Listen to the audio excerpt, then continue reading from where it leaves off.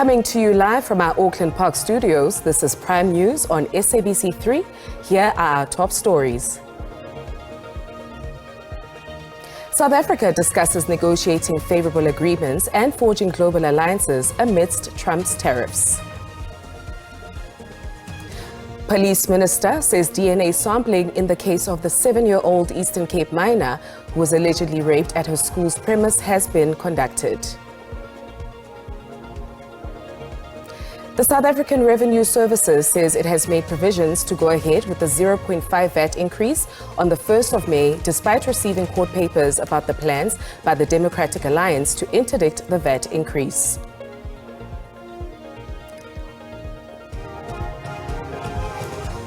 Welcome to your 8 o'clock news bulletin. I am Beki Mutumomolete, and it is my pleasure to be with you this evening. First, our top story.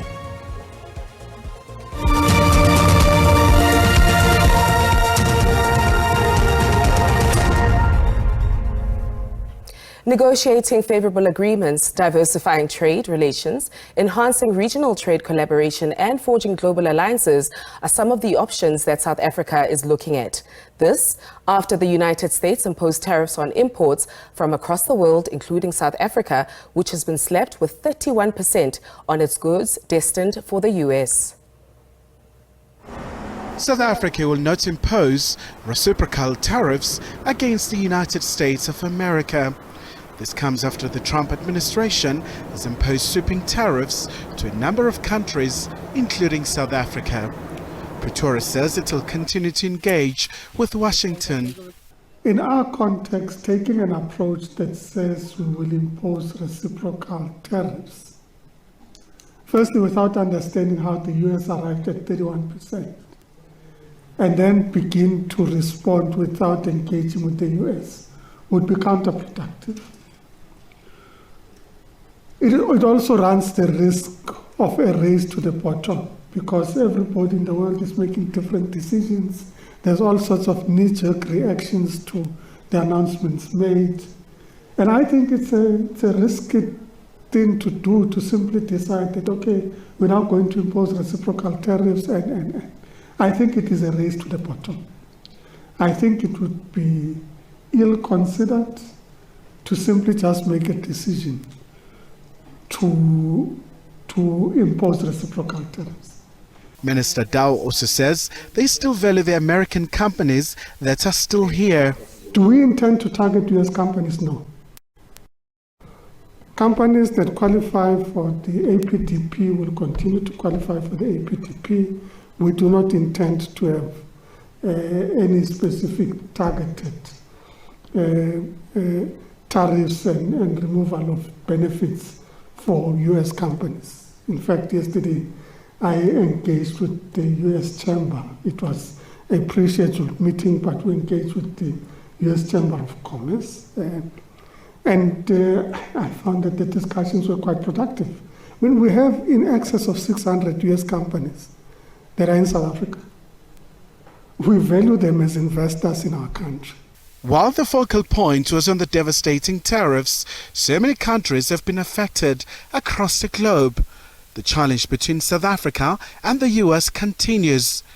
US Congressman Ronnie Jackson introduced the US-South Africa Bilateral Relations Review Act of 2025 and accused South Africa of being close to US adversaries. It also has some falsehoods and characterization itself, and those have to be cleared from time to time. And one of those is the fact that we are leaning towards a particular direction. South Africa has always maintained its non-alignment posture. We engage with all countries of the world in a non-aligned posture. As a developing and an emerging economy, it is in our interest to be able to engage with everyone.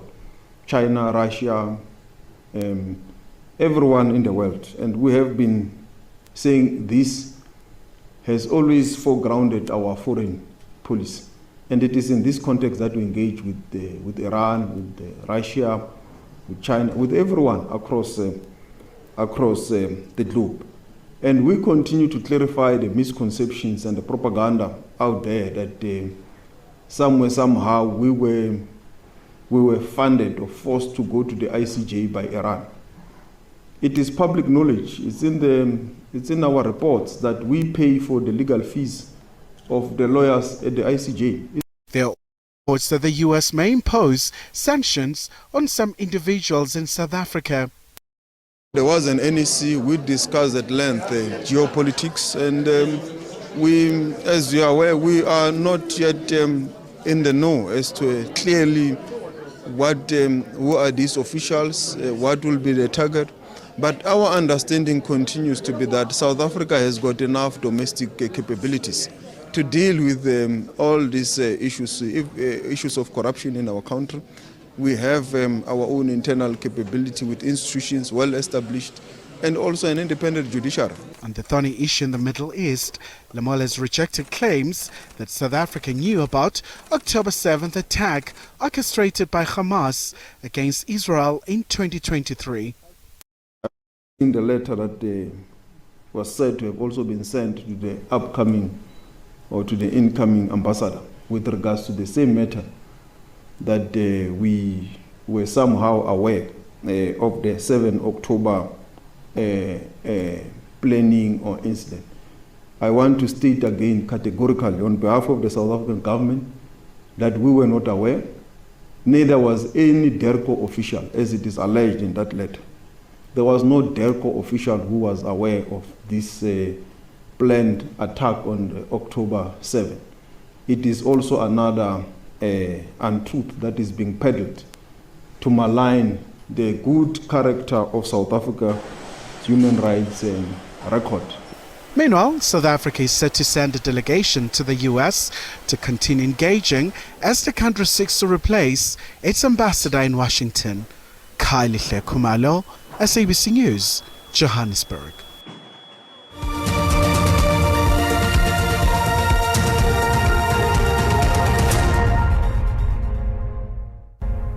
Welcome back. Police Minister Senzo Mchunu says the sexual assault case of a 7-year-old in an Eastern Cape school is a complex one. This as there are no witnesses and the results of DNA samples taken from the 3 people of interest were not a match. Police Minister Senzo Mchunu says the alleged rape of the 7-year-old could have been handled differently. The child was allegedly raped on the premises of a school based in Matatiela last October. But no one was charged after the prosecution cited there was not enough evidence. Now, DNA testing was done on the victim as per procedure. And the outcome of those who were dealing with the matter was that no foreign DNA could be found on the victim. But in the course of time, there were 3 persons of interest who emerged. Now, that then required further DNA testing. Despite preliminary investigations failing to link a suspect to the violation of the child, National Police Commissioner General Fani Masemula says police will continue with investigations. The complexity of the DNA, and what is being said is that DNA was collected from the victim, and there is no foreign DNA that has been found on the victim. But that doesn't mean we must close the investigation and stop. Hence, we appointed a senior investigator to look at further avenues. The police ministry says it will handle the case with the sensitivity it deserves and vowed to continue to provide support to the family. Mbalentle Mthethwa, SABC News, Johannesburg. Hundreds of tertiary students from different political formations braved the cold, wet weather conditions and marched to the SABC headquarters in Auckland Park to deliver their memorandum. The group was responding to the national outrage surrounding the horrific case involving a 7-year-old child who was allegedly raped in an Eastern Cape school. They chose the public broadcaster as the platform through which to draw national attention to what they view as inadequate handling of such cases by the country's legal system. The students have asked the SABC's news division in particular to introduce programs that will highlight the scourge of gender-based violence. We are saying that the SABC must introduce an on-screen watermark that says "Be Her Voice." We are saying that this is not only about Kweka. There's a lot of students, a lot of children in the country that have been victimized due to JPV and other aspects like that. We are saying that watermark be her voice, and we're also saying that introduce other educational programs to advocate for women and children's rights. Whether they are playing Metro FM or whatnot, they must make sure that they include justice for all the children.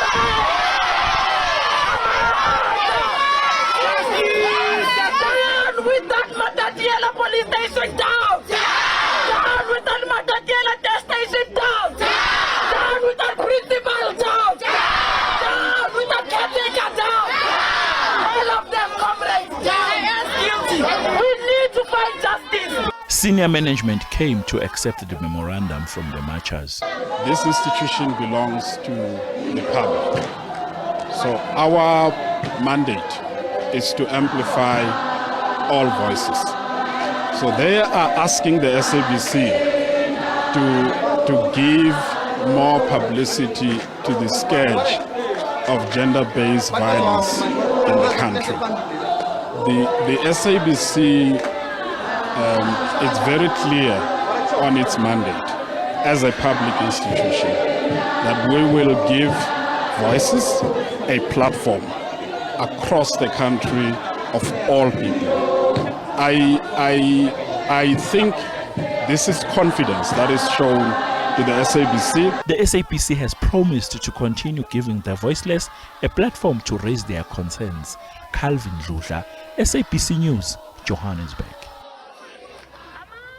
The South African Revenue Services says it has made provisions to go ahead with the 0.5 VAT increase on the 1st of May, despite receiving court papers about plans by the Democratic Alliance to interdict the VAT increase. SARS Deputy Commissioner says the Revenue Service has been cited as one of the respondents. The South African Revenue Services says it has found itself in the middle of a political battle. This after the Democratic Alliance took the National Treasury, Parliament, as well as the Revenue Services to court to challenge the 0.5% VAT increase contained in the budget. The VAT is expected to be implemented on 1 May 2025. With the political party taking this matter to court, SARS says it will be watching the developments closely. As soon as we are able to get direction in our minds, we still believe we're going to implement from the 1st of April. Of May, and we do know that there is some implications that this would have for those that are trading, whether it is pricing, whether it is the ERP systems that needs to be given some updates. But we know that since this was announced, the various industry bodies we've engaged have been engaging with their members to try and make sure that we move in this regard. Meanwhile, Valuable Consulting says the lack of education in tax matters is an issue, especially for SMEs. These communications needs to be made simpler for the normal citizen. You know, people see these issues of VAT increase on the news, but they don't really understand how this affects their businesses, how this affects their lives. When does this VAT issue kick in? You know, and these things must be explained in easier ways for people to understand. So that's what we try to do as professionals in this space. SARS has warned that non-compliance can be costly, and it has urged individuals and businesses to ensure that they meet all their tax obligations. Notando Makutulela, SABC News, Johannesburg.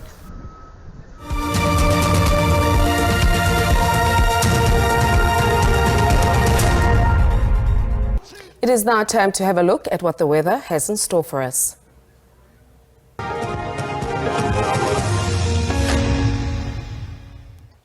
Thank you very much and a very warm welcome to the weather desk. Time for us to look at those conditions over the country now. Still expecting some rainy conditions as we move towards the central parts of the country. Still expecting up to 80% chance of showers and thunder showers over those areas, becoming scattered over Gauteng, Mpumalanga and also KwaZulu-Natal. That is because we're still expecting the trough that's sitting over the interior of the Northern Cape, still causing all these rainy conditions for tonight and also for tomorrow. But for tomorrow, we start to see a little bit of clearing with just cloudy conditions over the Western Cape and to the southern parts of the Northern Cape. Those scattered showers and thunder showers are only expected over parts of the Northwest, Gauteng, Mpumalanga, Free State, KwaZulu-Natal, and to the interior of the Eastern Cape over places such as Mthatha and surrounding areas. We're still expecting widespread showers and thunder showers for tomorrow. Now, looking at our warnings, we're still expecting up to level 2 warning of severe thunderstorm as we move towards the central parts of the country, and also level 1 warning of disruptive rainfall is expected.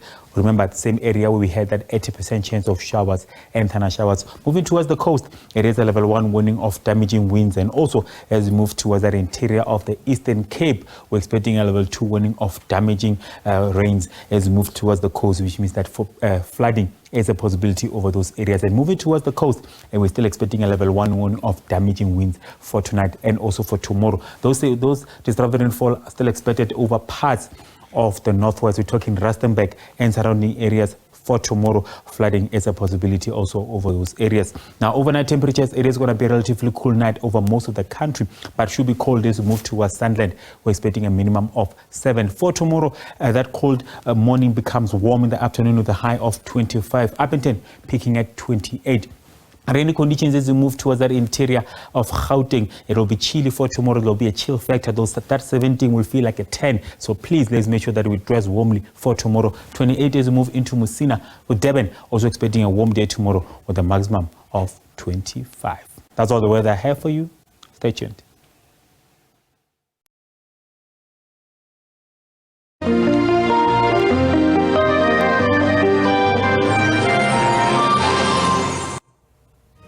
And that is all we have time for this evening. Thank you for joining us. From myself and the team, stay ahead. Good night.